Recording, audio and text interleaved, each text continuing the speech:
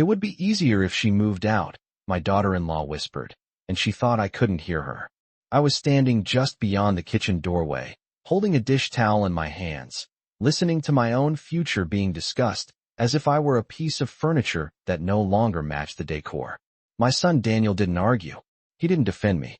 He simply exhaled and said, "Maybe you're right."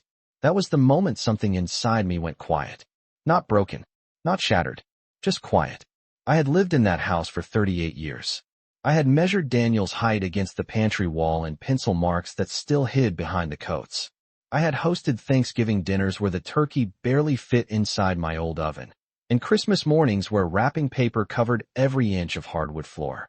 After my husband, Thomas, passed away 3 years ago from a sudden heart attack, I stayed because the house still held his laugh in its corners. I stayed because it was the last place I felt like myself. But over the past year, things had shifted in ways so subtle I almost questioned my own memory. The framed wedding portrait of Thomas and me disappeared from the hallway and was replaced with a minimalist print Rachel said felt more modern. The china cabinet I'd polished every spring was declared too traditional and moved to the basement. Even the living room couch, where Thomas used to fall asleep watching baseball, was traded for something white and angular that no one dared to sit on. I told myself it was natural. Young couples like to make a house their own.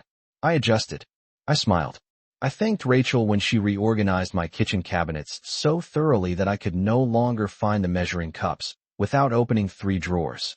I told Daniel I didn't mind when they started hosting dinners with their friends and forgot to invite me to the table until the last minute. "We didn't think you'd want to stay up that late, Mom," he would say gently, as if I were already fading.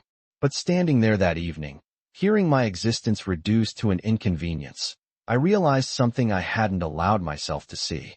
I had been fighting to keep peace by making myself smaller.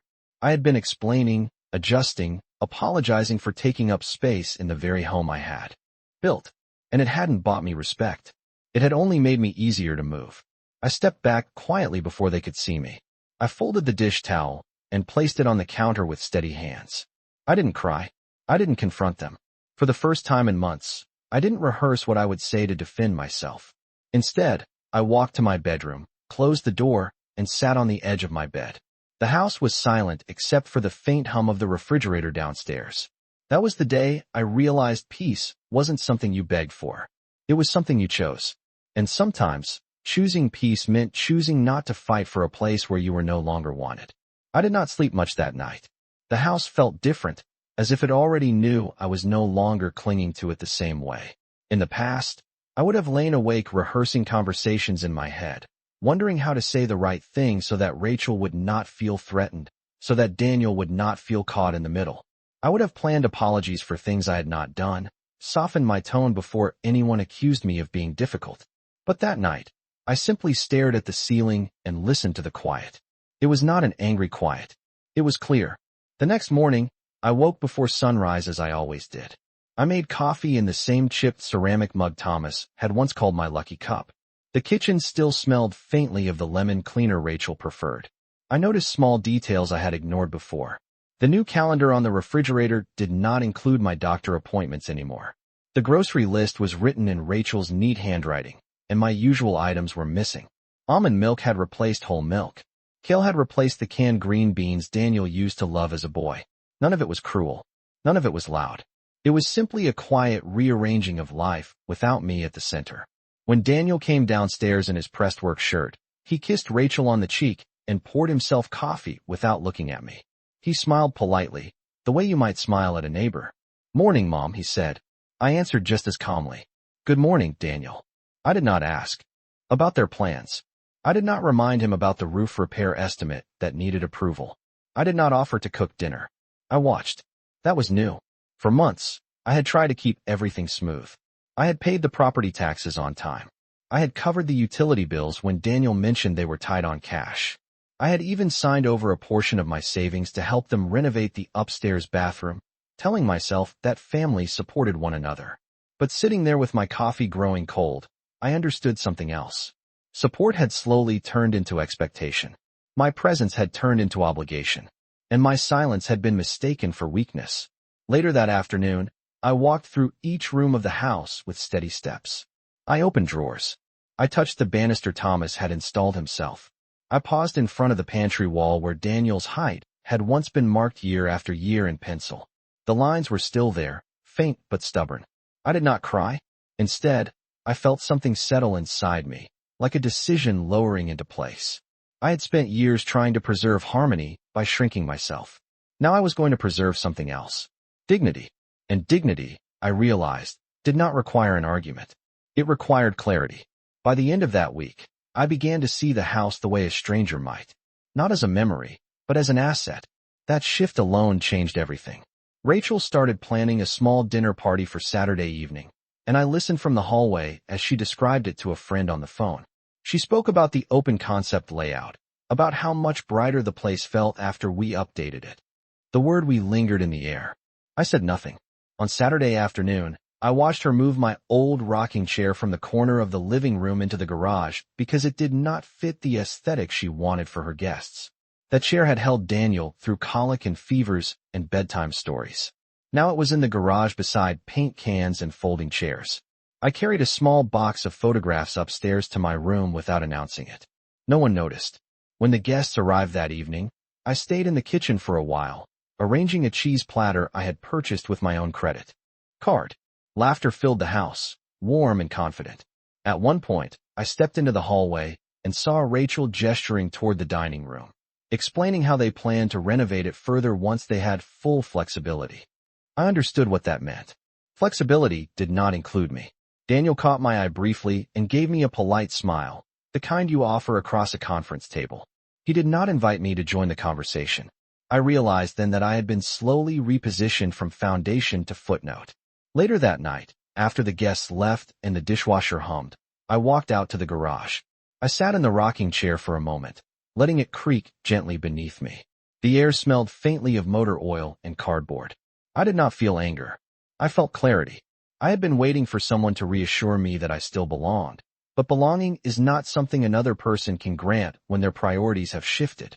I stood up, brushed dust from the armrest, and went back inside.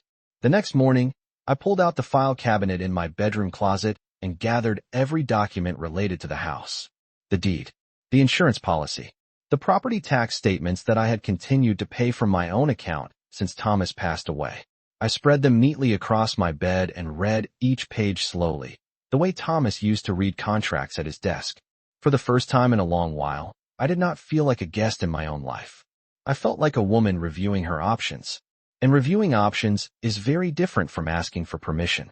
The following Monday, I drove to the bank alone. I did not tell Daniel where I was going. I did not leave a note on the counter the way I used to when I stepped out for groceries. I simply picked up my handbag, placed the folder of documents inside, and walked out the front door with steady hands. The air was cool, early fall settling in, the kind of morning Thomas used to call honest weather. As I sat in my car in the driveway, I looked at the house through the windshield. From the outside, nothing had changed. The shutters were still navy blue. The maple tree in the front yard still leaned slightly to the left. But I understood now that a home can shift long before the paint does. At the bank, I asked to speak with a financial advisor about updating my estate planning. The young woman at the front desk smiled and handed me a clipboard. She called me Mrs. Whitmore with a tone of respect that felt unfamiliar lately. When the advisor, a man in his early 40s named Stephen, invited me into his office, I sat down and placed the deed on his desk. I explained that the house was fully paid off, that my late husband and I had purchased it 38 years ago for $180,000, and that its current market value had more than doubled. I told him I wanted to understand my options, not because I was in crisis, but because I believed in preparation. He nodded and walked me through several possibilities. A revocable living trust, a transfer on death deed, a structured plan that would protect the property from impulsive decisions or outside pressure. I listened carefully, asking questions Thomas would have asked. What control would I retain? How quickly could changes be made? Who would have authority? The conversation lasted nearly an hour, and when I walked back to my car, I felt taller somehow. Not triumphant, just certain. That evening, Rachel mentioned casually at dinner that property taxes seemed higher this year, and wondered aloud how long maintaining such a large house would make sense. Daniel agreed that downsizing might be practical someday. I buttered my piece of bread slowly and said nothing.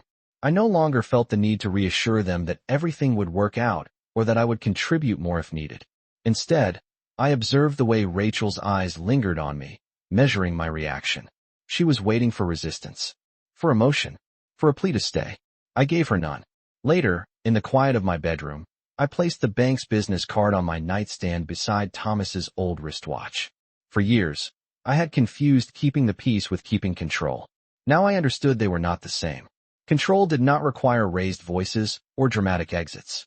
Sometimes it began with a simple appointment on a Monday morning and the decision to stop explaining your worth to people who had already decided it for you. 2 days after my visit to the bank, I scheduled a second appointment, this time with an estate attorney recommended by Stephen. I chose a Thursday morning at 10 o'clock, a time when Daniel would be at work and Rachel would be at her weekly fitness class. I did not mention it over breakfast. I simply asked Daniel to pass the salt and listened as Rachel discussed paint samples for what she called the future primary suite. The phrase no longer stung. It clarified. The attorney's office was in a modest brick building about 12 miles from the house. The waiting room smelled faintly of coffee and paper. When I introduced myself as Margaret Whitmore, the receptionist greeted me warmly and offered water. I felt composed, not secretive. Preparation is not deception. It is self-respect. During the consultation, the attorney reviewed my documents carefully. The house was solely in my name after Thomas passed away. The mortgage had been satisfied years ago. There were no liens. I asked direct questions about establishing a revocable living trust that would allow me to maintain control while clearly defining future distribution. I also asked about safeguards that would prevent anyone from pressuring me into transferring ownership without independent counsel. The attorney explained each step in plain language. I signed nothing that day. I requested drafts. I wanted time to read every page. That evening, Rachel brought up the idea of converting the garage into a guest suite, mentioning how valuable additional square footage could be if the property were ever sold. Daniel agreed that the housing market was strong and that timing was everything. I folded my napkin neatly beside my plate and responded evenly that markets rise and fall, but security is built deliberately. They exchanged a glance I could not fully read. For the first time, I noticed uncertainty in Rachel's expression. She was accustomed to my reassurance. She was accustomed to my quiet financial contributions and my willingness to smooth over tension. What she was not accustomed to was my stillness. Over the next week, I began gathering personal items with intention. Not packing to flee. Not preparing for conflict. Simply organizing. I placed Thomas's watch, our marriage certificate, and the original purchase agreement for the house into a fireproof box. I reviewed my savings accounts and transferred a portion into a separate account in my name only.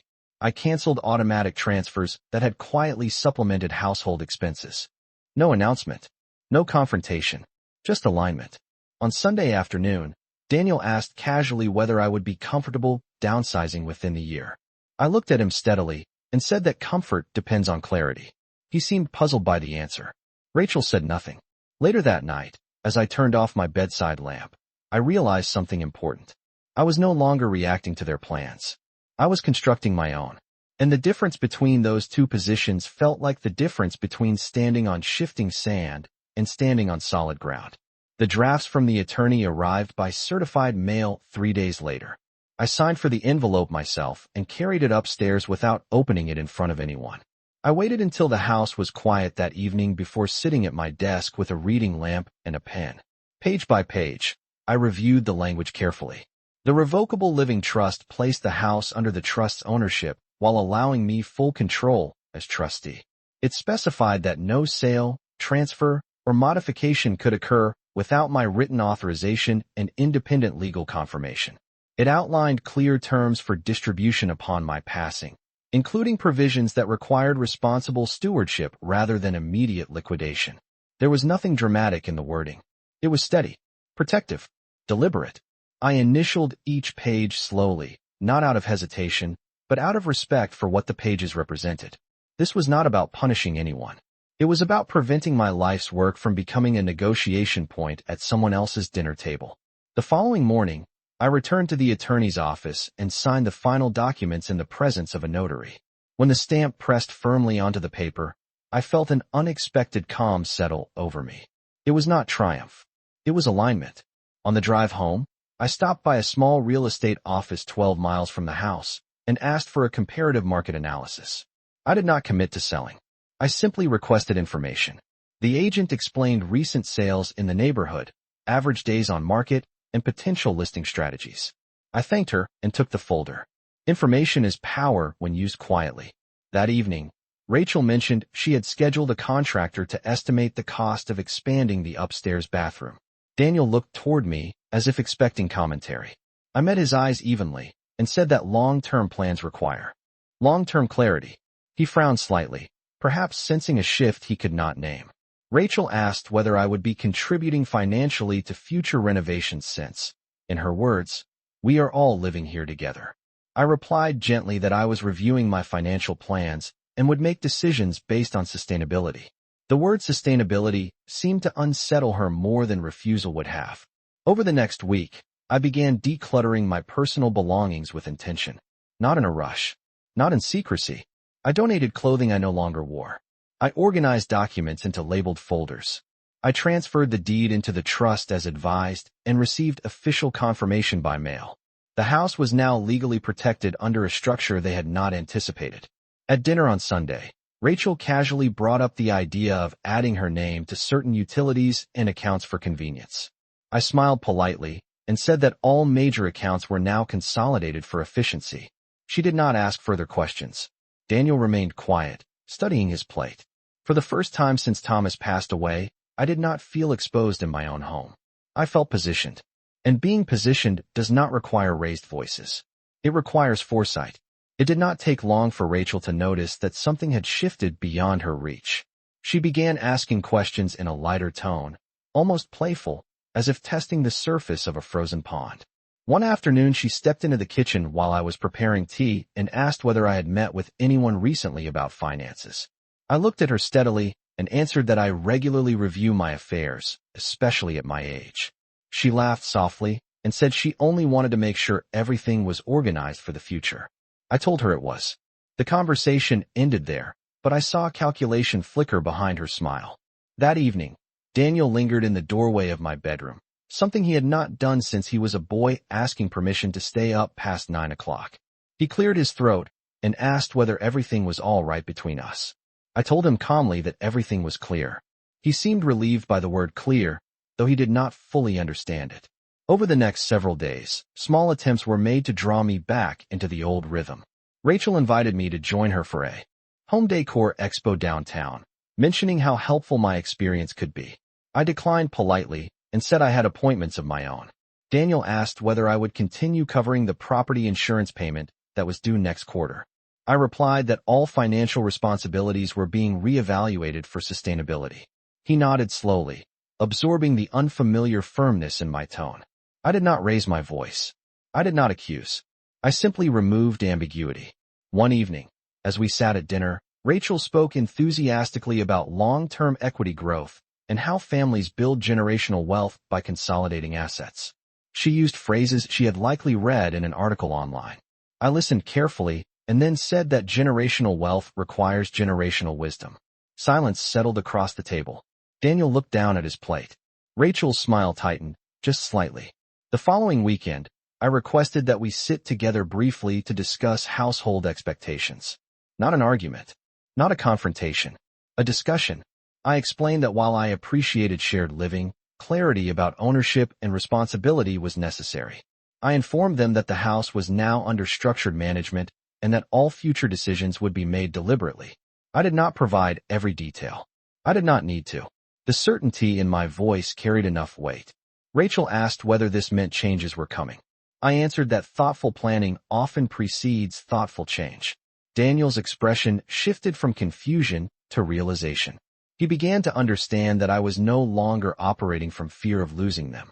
I was operating from respect for myself. That distinction unsettled them more than any accusation could have. In the quiet that followed, I felt something steady within me. Not distance. Not resentment. Authority. And authority, when it is calm, does not demand attention. It commands it without effort. The following week, I invited Daniel and Rachel to sit with me at the dining room table on Sunday afternoon. I chose that table intentionally. It was the same oak table Thomas and I had purchased during our second year of marriage, back when we counted every dollar and dreamed about the future. I placed a single folder in front of me and folded my hands calmly on top of it. Rachel glanced at the folder first. Daniel looked at my face. I told them that I had spent the past month reviewing my long-term plans, and that clarity had brought me a great deal of peace. I explained that the house was now formally held within a structured trust, and that all decisions regarding its future would be made under that framework. Rachel's posture stiffened slightly, though she maintained a polite smile. Daniel asked what that meant for all of us living together. I answered evenly that it meant stability. It meant no sudden transfers. It meant no assumptions. It meant that the property would not be leveraged, renovated, or sold without my explicit direction. Rachel asked whether I was planning to sell. I told her that planning and deciding are two different things. I had requested a market analysis. I had gathered information. But decisions would be made on my timeline, not out of pressure or convenience. Silence settled over the table. The kind of silence that follows an unexpected shift in balance.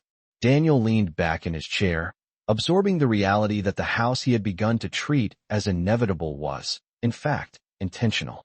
Rachel asked carefully whether this meant they should reconsider their renovation plans. I told her that any investment they chose to make should be based on ownership clarity, not expectation. My voice did not rise. It did not tremble. It simply held steady. I added that I would be reviewing living arrangements in the coming months to determine what best supported everyone's independence. Rachel blinked, clearly recalculating. Daniel asked if I was unhappy. I paused before answering. I told him that unhappiness comes from confusion, and I was no longer confused. I explained that I had spent too much time trying to maintain harmony by avoiding discomfort. Now I preferred honesty. If they wished to build a future here, it would require transparency and shared responsibility that reflected the actual legal structure of the property.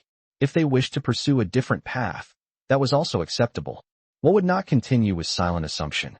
Rachel's smile faded into something more neutral.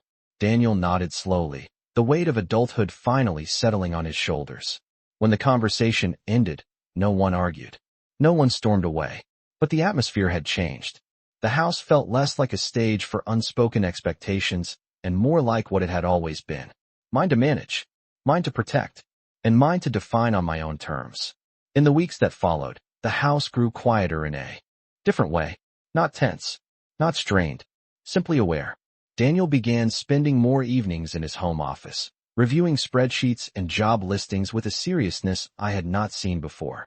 Rachel stopped discussing renovation ideas at dinner and instead spoke about long-term rental options in nearby neighborhoods. I did not interfere. I did not rush them.